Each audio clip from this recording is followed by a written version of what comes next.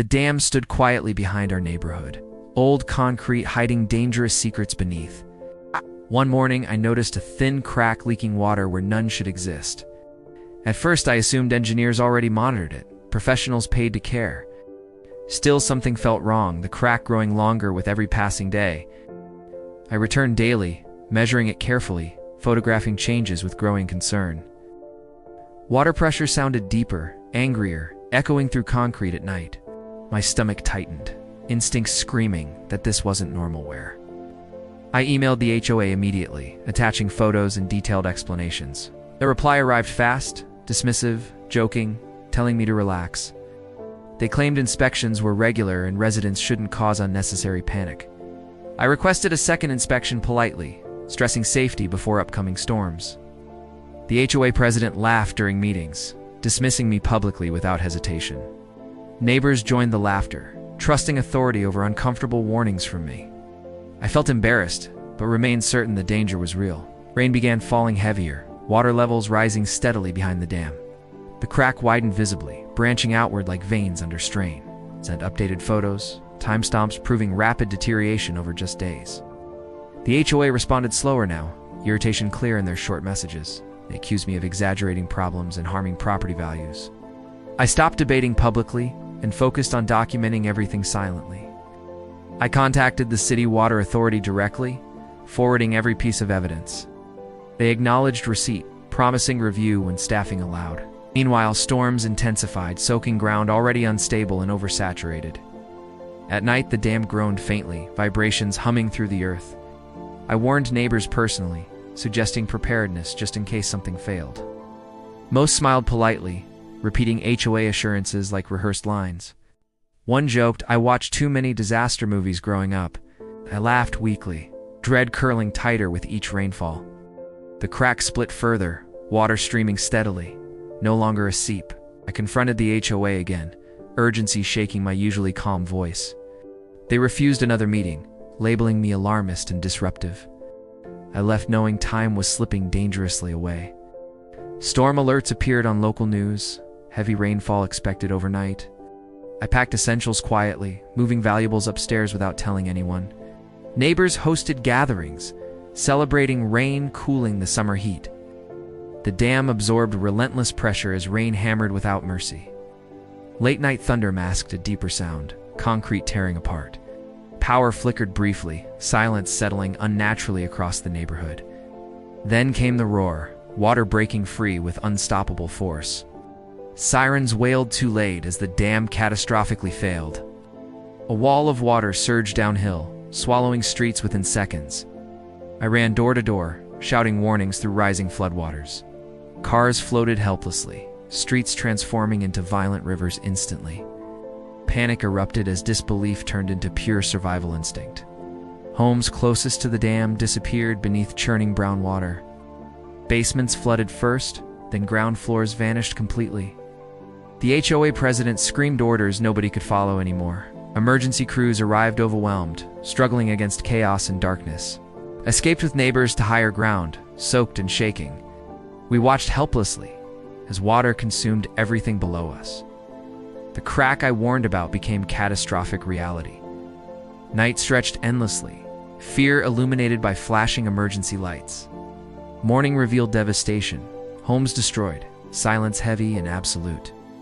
The HOA office stood flooded, documents ruined, authority underwater. Investigators arrived quickly, studying the dam failure closely.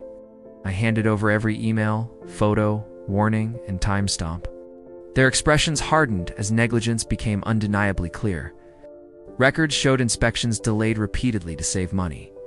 Media arrived, broadcasting flooded homes and angry residents nationwide. My ignored warnings resurfaced publicly, impossible to dismiss now. Neighbors apologized quietly, shame replacing earlier laughter. The HOA president avoided cameras, authority completely evaporated. Lawsuits followed swiftly, targeting negligence and ignored safety concerns. Insurance investigators uncovered years of documented oversight failures. The dam was known unsafe long before collapse. Repairs delayed, risks ignored, convenience chosen over responsibility. The flood became a textbook example of preventable disaster. Accountability arrived only after irreversible damage. Families crowded temporary housing, shock settling into grief. Community meetings shifted from arrogance to desperation overnight. HOA leadership resigned collectively within weeks. Criminal investigations began for endangerment and negligence. I didn't celebrate being right. Loss overshadowed everything. Knowing this could have been prevented hurt deeply. Laughter echoed painfully in my memory afterward. Authority crumbled when reality arrived uninvited. Oversight committees formed, engineers replacing unqualified leadership. New safety protocols mandated transparency and constant monitoring. The rebuilt dam included sensors, alarms, and emergency systems. None of it helped what was already lost. Rebuilding began slowly, trauma lingering beneath daily conversations. Floodlines scarred walls like permanent reminders. Children asked why water took their homes. Adults struggled to answer honestly. The HOA dissolved permanently by legal ruling. City officials issued public apologies acknowledging ignored warnings. My emails were cited repeatedly in official reports. Evidence of dismissal was undeniable. I moved away eventually, memories too heavy to stay. Still, rushing water haunted my dreams. I learned warnings aren't about ego, only responsibility. Silence protects negligence, never people. The dam stands rebuilt now, monitored constantly. Trust, once broken, never fully returns. People listen differently now when concerns are raised. Laughter comes slower these days. The story spread widely as a safety lesson. Engineers cite it during training seminars. Communities reference it in emergency planning. My name appears simply as resident who warned. I never wanted credit, only prevention. Being right felt hollow against loss. Preparedness is invisible until it isn't. Disasters don't wait for permission. Authority must be questioned when stakes are high. Documentation matters when voices are ignored. Water doesn't respect hierarchy or pride.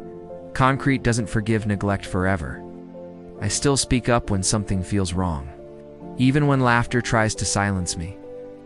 That crack was a warning, not inconvenience. They laughed until water replaced sound. Homes can be rebuilt. Lives sometimes cannot. Complacency costs more than prevention ever will. Nature collects debts without mercy. Reality enforces consequences eventually. I remember the meeting laughter clearly. I remember the flood louder. I remember wishing they listened sooner. Regret weighs heavier than water. Speak up early, even when mocked. Document everything relentlessly. Never assume safety is handled. Silence is dangerous. The dam cracked once. The community cracked harder. Prevention earned respect too late. Accountability arrived last. I warned them. They laughed. Water answered. Reality followed. The flood changed everything permanently. Authority drowned in denial. Truth floated last.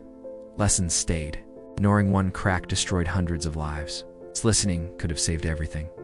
Laughter cost more than repairs. Silence nearly drowned us all.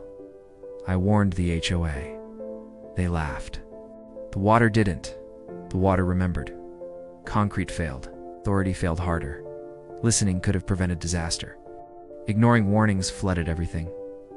This story ends quietly now, but its lesson stays loud forever.